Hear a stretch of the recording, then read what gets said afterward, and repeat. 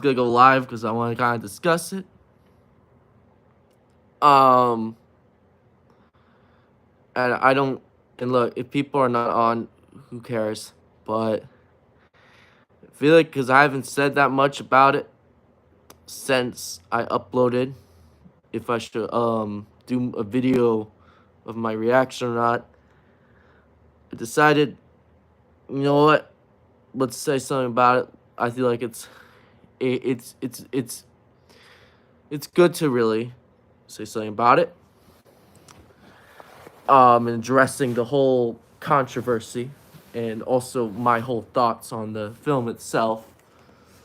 Um, I think Spiral Lotus in general, though, I think it has some good stuff, but it has a lot of issues, mostly on Spider-Man's character in general. I think that the character was not treated properly, mostly him just kind of being a little bit of a douchebag, because mostly how he treated Harry and Mary Jane, sorry. Um and I feel that, like, in general, that it has also some of this, like, the cinematography, like, the oh shit. Okay, I just noticed my internet went out for a little bit. But now, anyway, uh what I'm saying is that I feel like a person who dislikes the MC Spider movies just made him think where Spider-Man's not really himself. It feels really just kind of bleak, you know? And that's one of my issues with it. And I want to make it clear that I think that because I love Spider-Man to death, so I'm gonna be a little critique. I'm gonna critique a lot, and I have reviewed the Spider-Man fan film before, which I'm gonna point it out was better. Even if the budget was lower, it still was better. And I'm talking about, I think it was called Spider-Man Best of Enemies, which is by Buckeye Studios. Check them out; they're pretty good. They make really good Spider-Man fan films, you know. Or Lonely Spidey, you could check him out too. Um, I feel this Spider-Man Lotus, because of how much people have been talking about it, I wanted to address it. Because I did talk about the controversy in one of my first videos. And I feel that, like, most of the things I thought about it were mostly the same until I found out more about it with the apparently Green Goblin actor is a pedo, so that's great. He's a racist and a pedophile. Wow, that's great. That kind of is perfect casting when you think about it. And then maybe that's why he was Green Goblin. I'm sorry, that was not funny. But basically, what I'm trying to say is, all jokes aside, I will stop doing that. But basically, apparently they found that a lot of the people who worked on it, I don't know how many, even, but I know Gavin knew. They knew that this dude was a pedophile, and apparently they didn't say anything about it. Which I'm like, why? Why would you do that? You know? It's really frustrating. It really is with Gavin. Like, he did apologize for those comments, and look, this is, you can look. I don't know how I feel about it, honestly. Like, him being, does he fully forget? Does he deserve forgiveness? I don't really know at this point. I know that Maxim Realm is in the chat. I can tell. I know he. I don't want to, like, and he doesn't. Because I asked his opinion about if he wanted to see it or not, and because he is African American himself, he does not feel like that Gavin really deserves forgiveness, and I'm mostly with him, and I really think he doesn't, because at that point I thought he did, because I thought that was the only thing he did until I found out more, and that he was kind of started shit, like, even before the controversy, or even the film was even made. So it's like, it seems like he's one of those people who thinks that, oh, I hate MCU Spider-Man, so I'm going to do my own because mine is better. That's what it kind of feels like, you know? It is really frustrating, you know? It really is. And I feel that Spider-Man Lotus has something where they really, really got to figure out that this damn film, or like kind of like actually, because this is something I've been thinking about, um, is that I think because of Gavin saying that he wants to do college because he's around, because I'm around his age. I'm gonna be honest, is that with a kid that age, he's really incompetent, and I wish he knew that he has a big ego, and that if he goes into college, people who like he wants to work with are gonna probably see his history, his of like him working on Spider Lotus and the whole controversy. So I'm honestly gonna say this: I don't want to be that guy. I don't want to be that guy, but I don't know if it's really he's gonna go anywhere with that. And look, like I said, there's some people who do deserve forgiveness, but I don't think people want to be involved with someone who said those racist comments. I'm gonna be honest, and because it's like if they know about the whole thing because of how big it got, they're gonna be like, no, we don't want to be involved with that, you know. So yeah, it is sad, but still, it's like it's kind of his fault. So, but yeah, hold on. Actually, I'm gonna do something really quickly, but like I said, I feel like this is something because I know a lot of people are not gonna be on this because probably they're just too scared of the racism, and I understand, but still, it's like I don't know. Hold on, I'm gonna mute myself for a sec. Hold on, cause I'm gonna go bathroom. Give me a sec.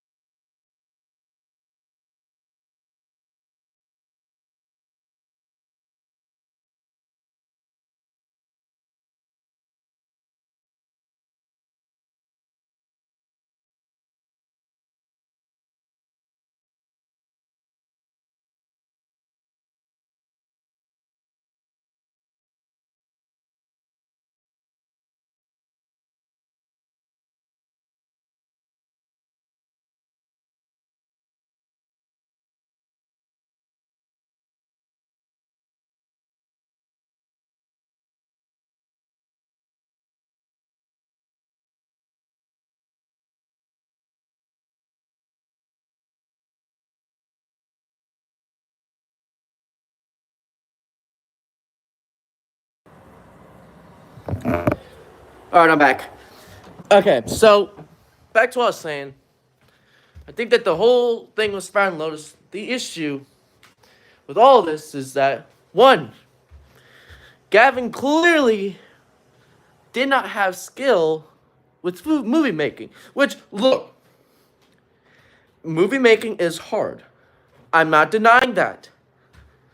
But you have to know when, one, you gotta treat your workers correctly. Two, if someone is a pedophile, report them to the police. Don't try to hide it. Because that's not okay. That makes you look worse than the pedophile themselves and the racist. Because I'm making this clear. The Green Goblin actor that I've been telling you guys about, you thought that the Spider-Man actor was bad and Gavin was bad? No, this dude still is racist. He still says some racist things. So he's worse. He's the worst out of all of them. He's saying, oh, it's just a word. And we all know that someone who says that, you already know is a racist. You already would know. It's just... It's insane. He really is. And hold on, because... Because seriously, I don't understand. It's just like, why Gavin has the audacity to just hide something like that. It's really upsetting, you know. Shit, you almost saw my face there. Right. Just became, it's a word, doesn't mean that make it okay. Exactly. Words can hurt, and that's not okay. It's not just that it can hurt, it's just a flat out racist word. It's just something that's like the history with it. Because the history of this word makes it worse. It's not just some random bad word. It's like an actual racial slur.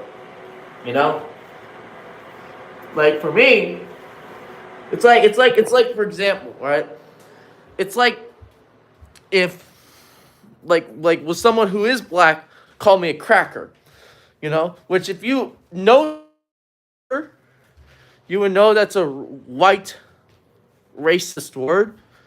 It's like a slur to white people, which honestly I'm gonna say all the time because not all the time, but I mean I use it because I'm white. You can see my skin is white, but it's like that. But if they say, oh, it's just a word to someone who's black, who's well, I'm not saying I'm black. That reword that pause. No, what I meant to say is if someone who's black said that to me, then it'll be a little upsetting. It'll be a little upsetting. Yeah, but the N-word is just the audacity of just three actors saying, well, not three actors, but two actors and the director saying it baffles me. It literally baffles me. It's insane, you know? And I feel like Spider Lotus, with all this controversy, people would ask, oh, can this movie succeed, or this fan film succeed without the controversy? That is true. But the issue is that Spider Lotus's whole controversy, I think, got so widespread, and just the film itself was kind of It really shows that it couldn't really escape it. And I feel that just that alone is frustrating.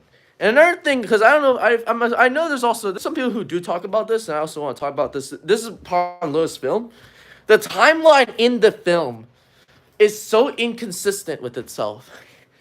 Like, for example, there was a Spider-Man game that Tim and Spider-Man were playing, right?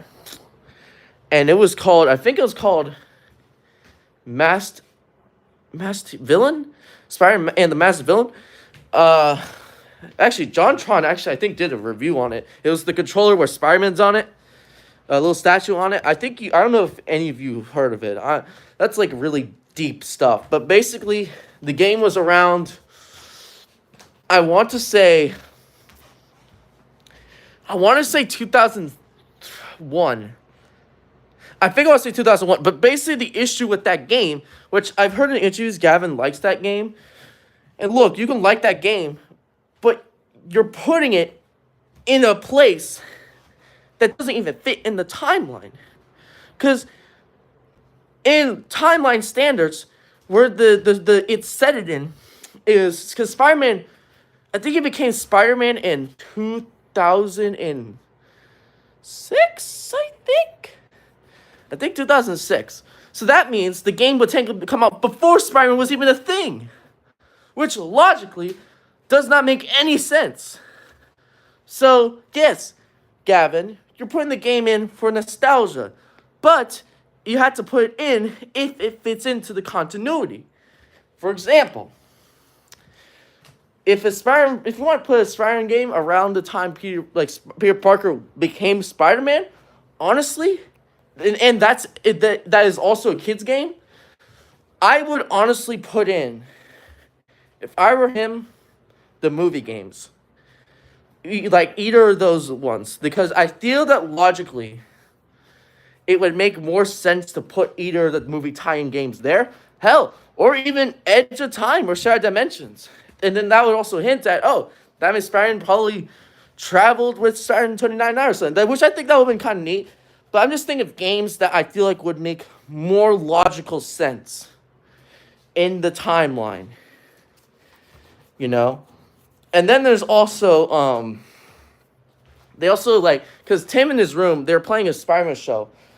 And the another issue is that they're playing the 80s Spider-Man show, which I'm like, okay, that's cool and all, but that doesn't make any sense. Why would there be an 80s cartoon in 2023 if Spider-Man was around since either 2006, which that's what I can remember, which is like, huh? What? Doesn't make any sense, you know? It really doesn't. It's really frustrating. And I feel like Gavin's just doing these things just because of nostalgia. And I feel like he has to understand that there has to be consistency. For example, because another thing is, because honestly, I think a show that I would have put it on, which is nostalgic in a lot of ways, is Spectacular Spider-Man. Because honestly, that would fit in the most. Out of any show, that would fit in the most. Because of one, it's a well-made show and it's pretty good. Two, it's around that time period. So I think that would have made more sense. Oh, shoot. That would have made more sense to me. And would have worked better. You know? So, even with the logic of it, that would mean people would know Peter Parker is Spider-Man. But that's a whole other thing. I usually don't like thinking about that. But maybe people just assumed. That's what I've always kind of thought, but that's not the point. I feel that the whole thing with Spider-Man Lotus also is the Spider-Man's super bleak. Like he's always seems like he's always like kind of just like a letdown. Or not letdown, like kind of like okay, I'm gonna give an example. Have you ever been that kid where you thought Santa Claus was real? Or like, oh, Santa Claus can do reindeers and go down the chimney, right? What if an actor, when you're a child, because when you're growing up, sorry, I'm gonna give you the obvious thing: Santa's not real. That's the sad truth. But that's not the point. But the point is, what if a Santa actor told you when you're a child, oh no, everything you heard about Santa, not real? That'd be very traumatizing, honestly. Not for an adult, but for a child. Jesus, that would be too much. That's what Spider-Man did. That's what Spider-Man did to Tim in this fan film, which I dislike because I feel like that's for Spider-Man, he would not do that. Because they're also adapting that comic, and Spider-Man never did anything like that. But also the context of it was more like the 90s cartoon, which Spider-Man in that, it wasn't Tim. I forgot the girl's name, but it was basically Tim. She made Peter Parker want to why he should stay as Spider-Man, and that one was good. It was well written. Somehow a kid's cartoon did it better, but it's not surprising because it's the 90s cartoon. 90s cartoon's the GOAT. So it's like, I don't know, man. I don't know. It really is. It's just I feel like the movie has a lot of things going for it, but I think it also has a lot of issues. Mostly in some of the actors, not including Harry. Harry actor, you cool, man, you cool. I like you, and also there's a whole thing about him. Maybe they forced him into drugs for the movie, which that's a thing you don't do for a movie. If you do a movie, make sure that you are prepared and you actually make sure that they're comfortable with it. So, and because I want to make it clear, some people might think, oh, there's not an actor has actually been drunk in a movie. Yes, there actually has been. Have you any of you heard of Apocalypse Now? You millennials? I'm sorry. I'm a millennial myself. Sorry about that. No. But the Apocalypse Now, one of the actors actually was drunk in a scene in his, I think, room, and he actually accidentally hurt himself, which it was pretty intense. But he was drunk in that. But the difference was that they were a lot more professional about it. So they were making sure that he wasn't severely, it kind of was, but still, it didn't end terribly. Like they weren't in a bad like place about it. Probably like Spying Lotus has, because forcing someone on drugs without their permission is not cool. Don't do that. Don't do that. That you don't do stuff like that. But yeah, I think also another thing I'll give Spying Lotus is the suits. Peak, amazing Spider Club. I think that's their name. Oh no, amazing. No, the Amazing Spider Lab. That's their name. I just remembered. You guys did awesome. You guys are great. I love you guys. You guys did an excellent job on the suits. Keep at it. I just feel bad for them because it's also like people are gonna just assume, oh, it's a racist Spider-Man. Was, it's sad because the people who made that suit, they did a really good job. And there's some people who actually say that that suit's bad, which is like you're just lying to yourself. You know the suit's amazing. You know the suit's probably one of the best like Spider-Man suits that's probably been made. Okay? So don't hold that against them. Gavin didn't even make that suit. It was Amazing Spidey Lab. Or Spider Lab, sorry. The Amazing Spider Lab. They did it. They did an awesome job. Don't hold that against them.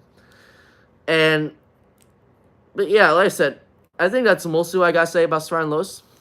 This is kind of a short live stream. I almost want to just make it a regular video, but I feel like doing it live is a better way of doing it. Even if barely no one goes on here, because apparently people only go on here at like 8 in the afternoon, which is kind of odd to me in like the weekend. The only person who I know who was on here was Maxim Realm, but he left. I'm assuming he's seeing Teenage Mutant Ninja Turtles. He told me yesterday he was gonna do that, so I'm assuming that's what he's doing. But yeah, I think that's mostly what I have to say about Spying Lotus, addressing the whole thing. Oh, you're still here? Oh, it said no one was here. Oh, okay. Yeah, it says because Maxim Realm, I thought because you didn't say anything, and also it said that no one was here, so I assumed you left. So that's what I assumed. All right, my fault. Unfortunately, I did not do. Wait, what? I did not due to some circumstances. Oh, dang. You gotta have to hurry on that, man. Anyway, but back to what I was saying. I think Spider-Man Lotus has it kind of had the wrong circumstances, I feel. Because another thing about it is I feel that the movie itself, for some people who love Spider-Man for the action scenes or something like that, Spider-Man Lotus is not your that kind of movie. Don't expect that. Like, there's only like, from what I can remember, I think 2 action scenes? 2? I think there was 2 action scenes. I think that was it. Like, no, wait. Look, okay, I don't want to count the origin story. I don't really count that. Yeah, it's basically 2. Green Goblin and Shocker. So, which the scenes they're okay. They're okay.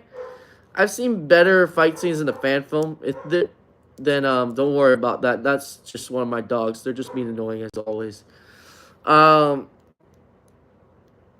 it's something, and I feel like I'm gonna sneeze. I've been having allergies recently, but that's not the point.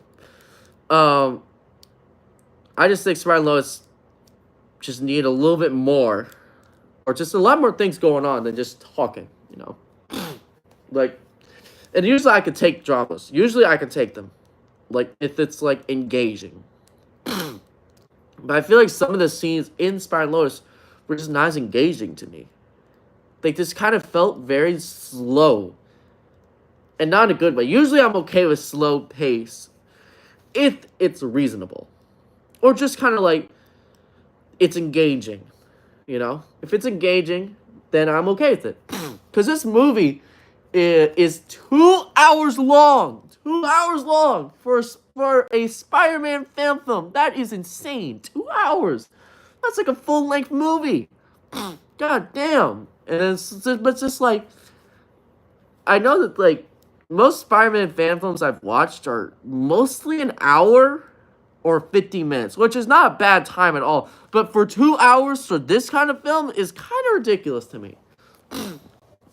I feel that it being 2 hours, I understand they want to add as much as they can to make it feel like it have a complete story, which I get. But I feel like there's some scenes that you didn't need, you know? And I feel that, like, also Gwen Stacy's death, in my honest opinion, we should have seen more of it. Because I feel like we just saw a small glimpse of it. And I feel like what was his name? I forgot the Spider-Man actor's name. But I feel like he didn't have that much personality. That's another issue I've had. I feel that this Spider-Man actor didn't really try. For example, when they show him holding Gwen Stacy, I feel that whole scene where he's getting upset, there wasn't that emotion in it. And I feel that, and you can say, yeah, it's a fan film, so they're not as good actors, but this is a dude who's in theater. Who's trying to go into theater, which I think so. I think he was. It's either him or the Mary Jane actress. So I feel that he should have tried harder, because it's like doing Spider-Man is really not that hard. It really isn't. And I feel that he just didn't have the emotion. And because there's a good Spider-Man fan film where they kind of focus on Gwen Stacy's death somewhat. And I'm assuming, I've told Max and Rel about this. I told him he has to watch this thing, because this thing is so good. Spider-Man Green Goblin's Last Stand. How they handled Gwen Stacy's death was infinitely better. A lot more dramatic. And the movie's 50 minutes, so you guys can probably watch it. It's not that long. It won't take that much of your time. And the stunts are insane. So I'm surprised the Spider-Man actor didn't kill himself or anything. But, like, he had a lot more emotion in. Like, it felt more dramatic and intense in that. And this one, he's just kind of, Even Andrew did a better job at Gwen Stacy's death than Spider-Lotus. And usually, I'm not a really big fan of Amazing Spider-Man 2, because I feel like it had too much. But Gwen Stacy's death, they handled a lot better than Star and Lotus, honestly. I feel like Star and Lotus kind of just, the things with Gwen didn't really, like, I didn't really feel that much emotion with Gwen Stacy's death, I feel.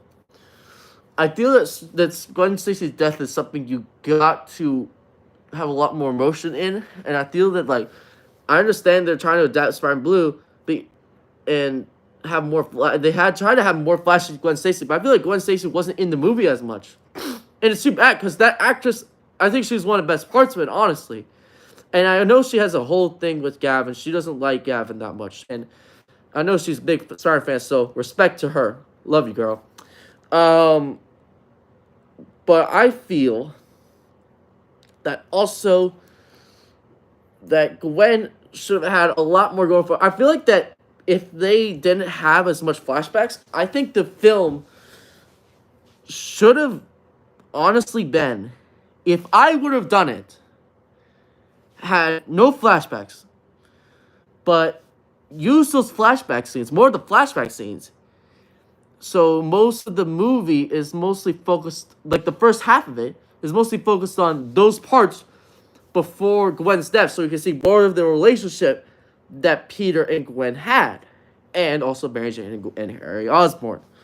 And I feel that having mostly, like, I want to say either 40 minutes of Gwen, Peter, Harry, and Mary Jane, it would have had more emotion, and would have made it more sad to see her pass away or die by the Green Goblin, because Green Goblin blowed her back. I'm sorry.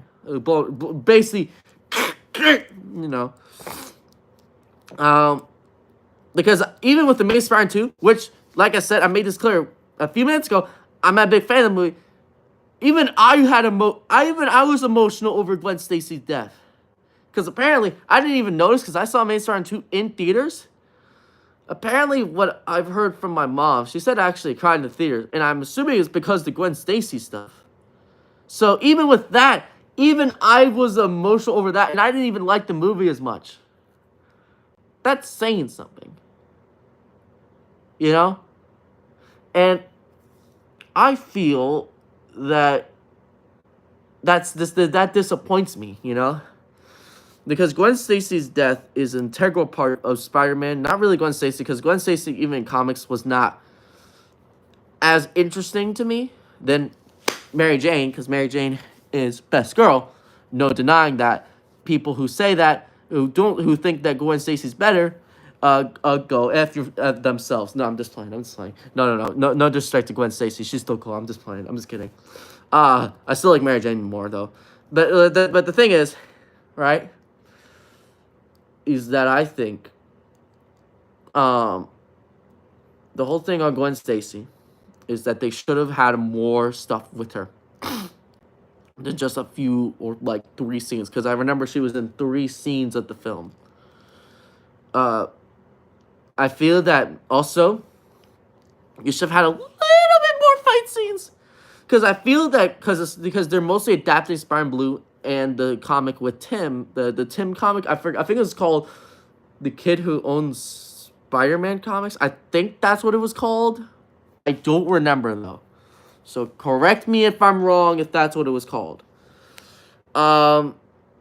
Spider-Man Blue, yes, it is more of a dramatic story and most focuses on Gwen Stacy, like the flashbacks, or like kind of like Peter kind of like trying to remember Gwen Stacy. Even if he already had the time to grieve in that comic. So this was like way later after. It wasn't like a week after, which is fine. They made it like a week after her death. I feel that like the Spider-Man Blue made more sense, and it did better because even if there was a lot more fight scenes, they had Vulture. I think Craven was in it. Green Goblin, of course. If I'm wrong, I think the Lizard was in it too. I think the Lizard was in it. I don't remember though. I think the Lizard was in Spider-Man Blue. But most of those villains were in it. And I feel as Spider-Man showed a little bit more of those fights, I feel, and look, you could argue, yeah, they don't have the full budget. That's true. But I feel like you could also use other villains that you could use the budget for. Shocker was a good one. Shocker has been used in any fan film because he's pretty easy to do. And he's quite interesting of a villain, you know. And he's silly. So, he's easy to do. And Green Goblin. But I feel like if you had a little bit more of the fights, I think it would have made it more interesting. And it's like, it wouldn't bore people. Because I feel like starting Lotus, like I said, it is a drama, but I feel like you should have a little bit more fight scenes and a little more intriguing stuff than like Spider-Man Blue comic did. Yeah, I think that's mostly what I got to say about Star and Lois. And I think this is where I'll probably end my tiny little live stream of kind of my live discussion on Spider-Man Lotus. So I'll definitely post a video eventually about whatever it might be. It might be about Marvel Spider-Man 2. It might be something related because I'm almost starting to make this. I don't want to be that person. I don't want to be that person that gets called a Spider-Man channel. But it might go to that point because my profile is literally Spider-Man, so it might go to that point. Thank you, Maximum. Thank you for saying those kind words. Thank you, man. Anyway, that's really all I gotta say. Like, subscribe, and I'll see you guys next time. Bye.